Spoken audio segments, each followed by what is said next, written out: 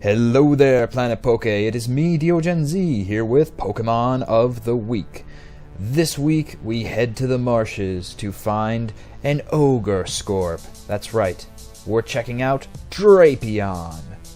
Drapion is a havoc causer in the RU tier.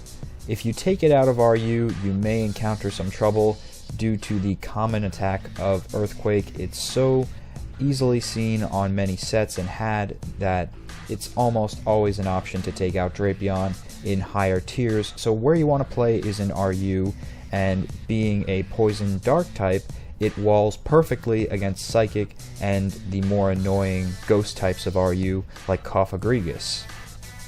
In order to properly annoy your opponent, because while Drapion does have some good defensive stats, and we work with that in this set as you can see in the EV spread, I wouldn't recommend him as a wall. Walls usually have some sort of levitation or absorption ability to take in earthquakes and whittle them away with leftovers, make them no problem, or some other kind of regenerative move like recover. Since Drapion doesn't do that, we'll stick with its best traits, which is toxicity and taunting your foes. With taunt, you can make sure that no one will maximize their attack, no one will try and set up, or will be able to, on Drapion, which makes it very valuable, especially when you add the ability Battle Armor. Now with this set, I let you go either way, defensive or offensive, it's up to your playstyle. Battle Armor prevents critical hits from breaching this Scorpion's tough hide. And Sniper, on the other hand, is the offensive mode of critical hits, allowing yours to be 3 times effective instead of 2. Now, unless you are planning to alter critical hit ratios with some item, maybe you might want to go with Battle Armor. This way, if you deflect your opponent's setup with taunt, there will be no chance that they can still knock out Drapion while you're doing the toxic taunt setup dance with a critical hit by chance. So Battle Armor is probably a lot more sound for this set, but if you do want to go on the offense, Sniper is your ability.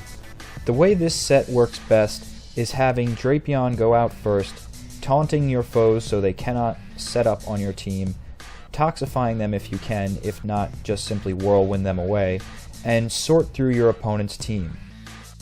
In this arrangement of EVs and moves, I would say it's best described as a supporting wall. Since it won't be your main wall, although it can come in handy if you're coming across strong special attack sweepers of ghosts or psychics, as I mentioned before, since it won't be your main wall because of its main weakness to ground, you may want to consider something with a levitation ability or a flying Pokemon that can switch out at the opportune time. If you whirlwind onto the field something that you know is going to Earthquake Drapion after you toxify or taunt it, maybe it's best to let Drapion switch. But it's great for sorting through your opponent's team. This way you can predict and kind of strategize your team even better knowing what you're up against. By taunting them, you also get an understanding of which of their members are the key players, the key sweepers, by way of what supporting move they try to use to boost their own stats. That won't happen while Drapion is at the helm.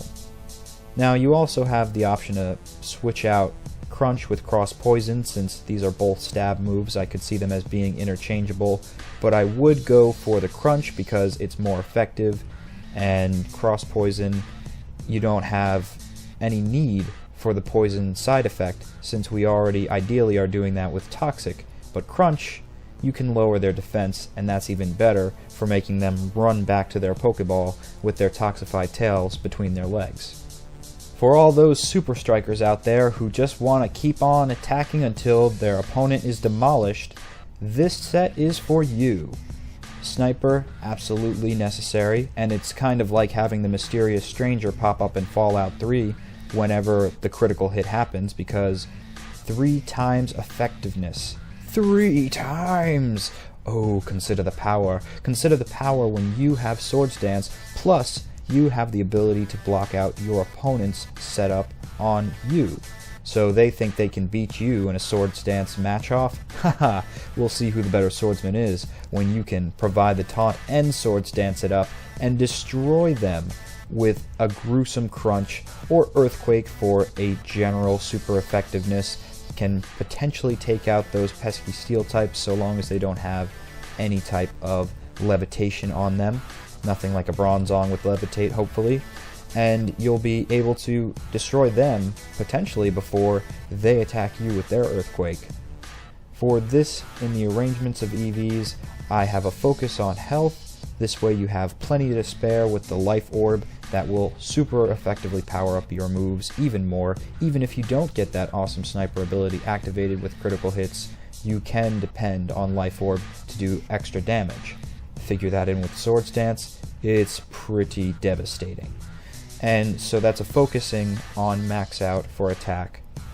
And the rest I just put to special defense since it is the lesser of the two defensive stats. So I hope you jotted down some notes about this dreadful Drapion RU Wrecker and enjoyed this week's edition of Pokemon of the Week. Let me know which Pokemon in the comments below you'd like to see next week. I do read all the comments as much as I can, and I also saw last week we had a video response, so that is excellent as well. I highly recommend you all do the same. Do video responses, because this is just my sets here with some inspiration from Smogan and your comments involved as well. So the more information we get and we share, the better off we are at metagame. The more we can explore the deep mechanics of how Nintendo has programmed all these creatures to interact on the battlefield. It's exciting, it's awesome, and if you'd like to see a gaming dedicated podcast here on YouTube, head over to my channel, youtube.com/DeogenZ. I'll see you next week. Subscribe to Planet Poke. Bye!